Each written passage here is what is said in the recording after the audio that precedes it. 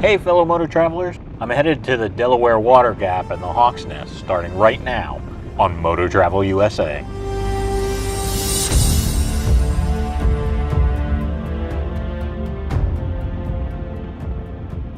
Hey everyone, I'm not exactly sure where I am right now, but no matter where it is, I'm having a blast. These roads have been awesome. Well, I'm headed to the Delaware Water Gap area. The area is actually borders 3 states: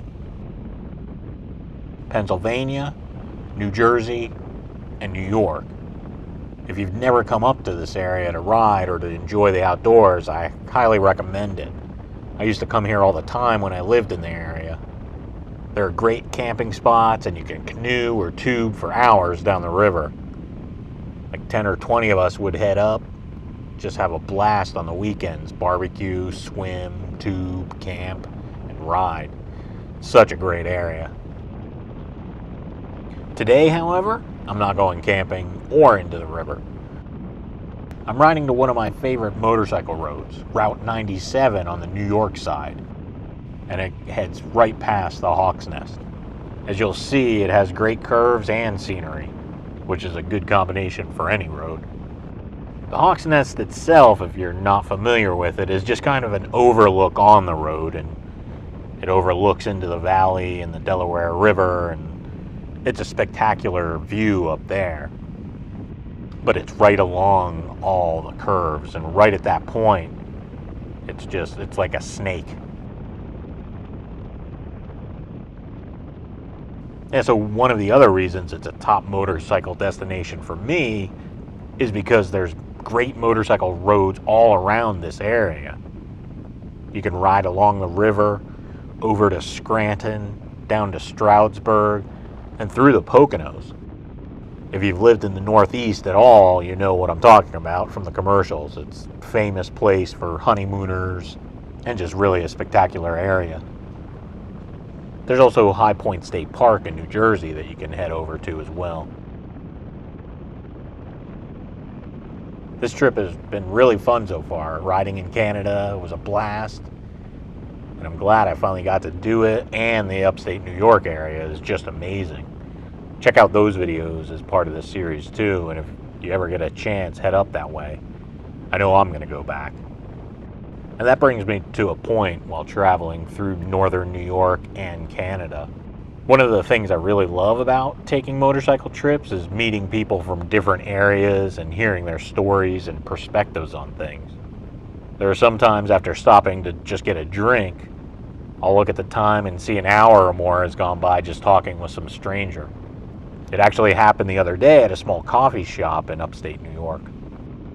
I just stopped there for a cup of coffee, and the owner and I spoke for a while about life in our 2 different parts of the world. But you know what? The things we cared about and find ourselves concerned about are strikingly similar. I find that a lot in my travels. Some people want to paint this picture of how divided we all are, but you know what? When you sit down and talk with someone, you find out how similar we all can be. Most people I run into care deeply about their families and want to make sure they provide in the best way possible for them. So yeah, we both have kids in high school and talked about all the things leading up to the college search and application process and what they're going to do after high school. How overwhelming it all seems at sometimes, all the questions and all the ambiguity.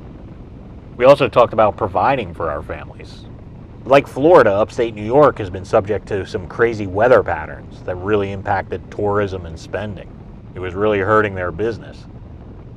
The owner mentioned something I never really thought of before, but makes total sense, that it's hard for them to get tourism dollars and other support in upstate New York because so much money gets funneled to New York City.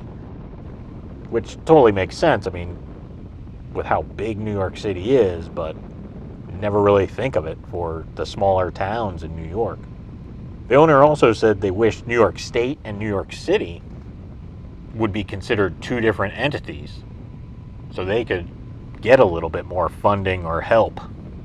I've never heard that before or even thought about it, but it does make sense from a certain angle. I really enjoy conversations like those. They make me think and open me up to something I would never have thought of otherwise. I think Bryan Cranston said it best in his autobiography that he doesn't know why complete strangers will talk to motorcyclists, but he thinks it's because the motorcyclist is someone that they'll never see again, so they can open up and not have to worry about gossip or judgment. Just thought that was interesting and wanted to share that with you. It's always cool to meet other motorcyclists and others while traveling and just hearing from their perspective and their world. Man, I really love riding through the Northeast. I like seeing the old architecture, towns and buildings. Living in Florida near major cities, everything is relatively new, meaning it was built in the 70s or 80s. I wouldn't be surprised if some of these buildings and homes were more than 100 years old. Well, I just had to stop for gas and had to take a detour because the gas station I had programmed into the GPS was closed. Luckily, there was one a few miles away, but now I have to get back to my route, and I guess I have to take this gravel road. Ugh. The FJR and these tires aren't really meant for gravel road.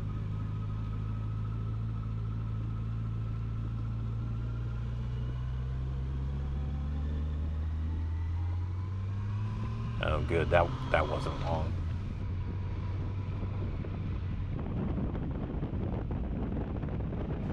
I really couldn't have asked for a better day to visit. Not a rain cloud in sight, and the temperature is perfect. I could tell we're getting closer to the Hawk's Nest area. That's the Delaware River to the right. Oh, that's pretty cool. A one-lane bridge or tunnel. Interesting. Gotta check that out next time. As I mentioned earlier, there's so much more than motorcycling around here. It's so fun to rent a canoe or tube and float down the river. And the river is pretty calm too. I don't remember any real rough whitewater rafting type stuff. More just a lazy river float at a good speed. And if I remember correctly, the places you rent from, the boats and everything, they'll take you to the launch location and then pick you up from the designated stop to bring you back to your car, so you don't have to worry about that.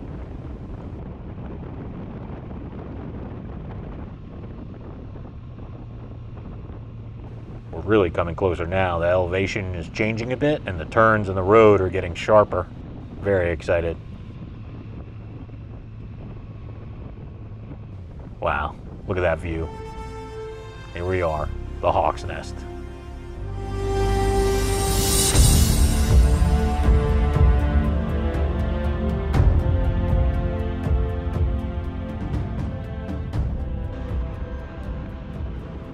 Oh, that was cool. No one was in the river today, but what an amazing view.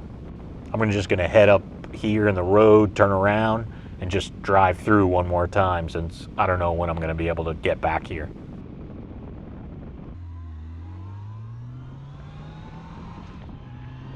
I'm gonna be quiet now as I drive through so I can concentrate on the road and also give you an opportunity to check out what you're in for if you ever come up here.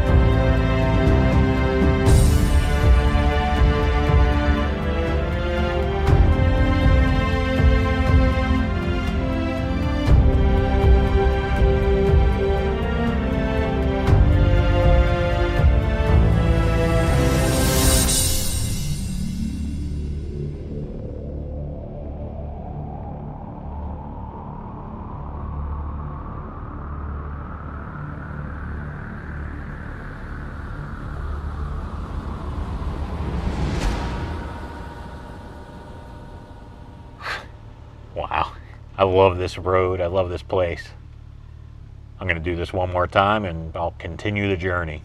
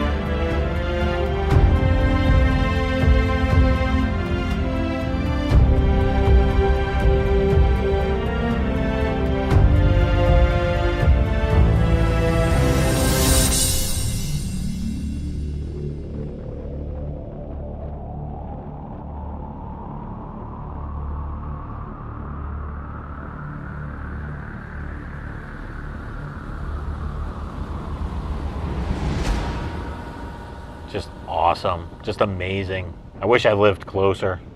I'd be here so much more often. Such a great place. I actually wish I had time now and wish I built it in to get a boat and go on the river. Next time, definitely. Maybe even camp too. So if you can't tell, I'd highly recommend making a trip up to the Hawk's Nest and the Delaware Water Gap area on a motorcycle. It's not that far from New York City and northern New Jersey, and so close to so many places in Pennsylvania, New Jersey, and New York. Come and do some motorcycle camping, tubing down the river, hiking, or just explore for hours on the roads that cut through some great wilderness. I hope you got an idea of why it's one of my top places to ride. Now I'm going to continue my adventure, but I'm going to end this episode. So I'll see you next time on Moto Travel USA. Make sure to subscribe today, and now let's go explore.